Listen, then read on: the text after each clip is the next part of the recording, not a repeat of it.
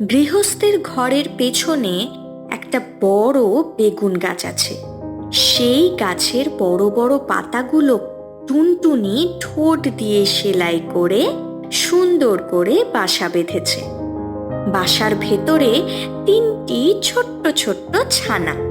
তারা এখনো উড়তে পারে না, তবুও কথা বলতে পারে। মা, মা, খিদে পেয়েছে, আমি ঝালমুড়ি খাবো। ঝালমুড়ি? ওরে বাবা, পাখি হয়ে ঝালমুড়ি খাবি? ঠিক আছে, তোরা দাঁড়া, আমি খাবার নিয়ে আসছি। গৃহস্থের বিড়ালটা বড়ই দুষ্টু। কালো সাদা ডোরাওয়ালা মোটা শরীর, সব সময় লেজটা উঁচু করে হাঁটে। মনে হয় যেন পুরো বাড়ির রানী সেই। আহা, তিনটে নরম চিকেন। না না, পাখি জানা। তুমি কি আমাদের খেতে এসেছ? না রে, খেলতে এসেছি। খেলতে খেলতে খেয়ে ফেলবো। মিয়াও। ছানারা খুব ভয় পেয়ে যায়। টুনটুনি দূর থেকে সব দেখছিল। সে উড়ে এসে বিড়ালকে বলল, প্রণাম হই মহারানী। ভালো মেয়ে মানুষ, তুই বুঝি আমায় ভয় পাস না? না মহারানী, আপনি তো আমাদের রক্ষা করতে।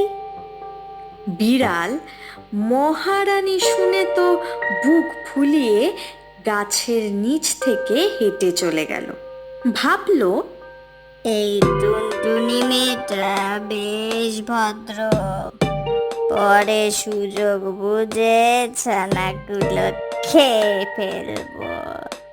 মিয়াও। এভাবে প্রতিদিন বিড়াল আসে। টুনটুনি তাকে মহারানী বলে প্রণাম করে। বিড়াল খুশি হয়ে চলে যায়। এদিকে টুনটুনির ছানারা বড় হতে লাগলো, পাখা গজালো, চোখ বড় বড় হয়ে গেল।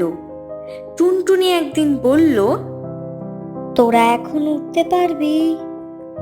ছানারা খুশি হয়ে বলল, পারবো মা, একবার বলে দেখো।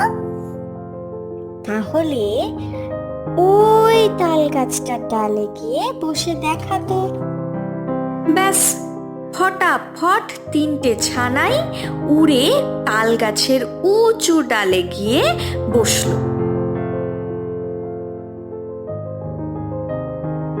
টুনটুনি বলল, ঠিক আছে ছানাপোনারা, তোরা একটু দাঁড়া, আমি ততক্ষণে একটা কাজ সেরে আসি।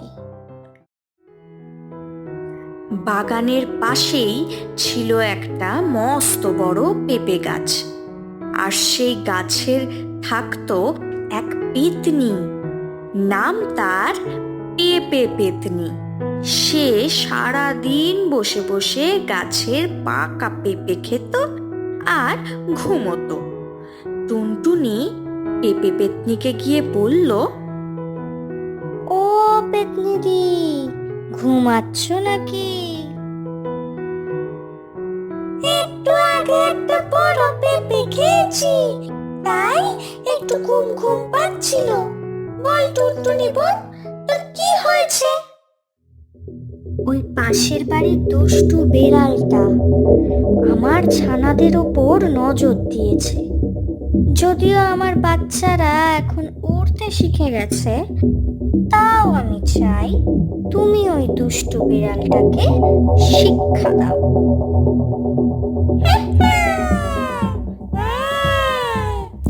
আমি আছি তো, ওকে এমন ভয় দেখাবো 7 দিন লেজ কাঁপবে। আর ওর ওই কোপ দিয়ে আমি দড়ি বানাবো।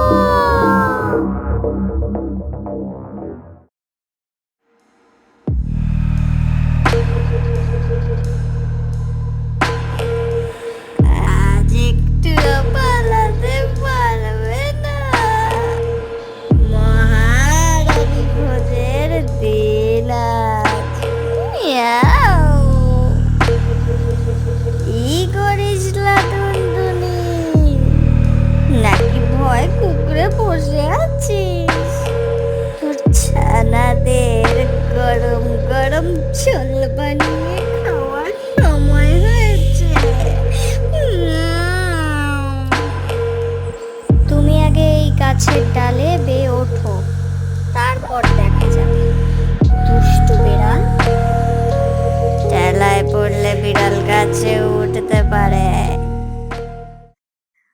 পাশের পেঁপে গাছ থেকে পেঁপে পেত্নী নেমে আসে।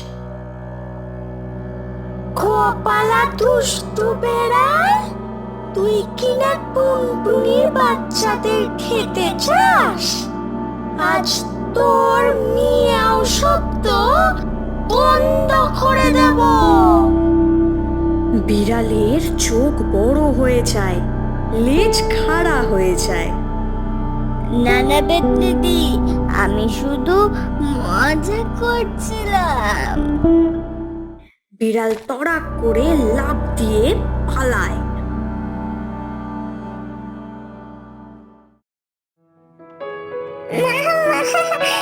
বিড়াল দৌড়াচ্ছে, ওর লেজটা কেমন কাঁপছে দেখো। তারপর থেকে বিড়াল কোনোদিন বেগুন গাছের ধারে আসেনি।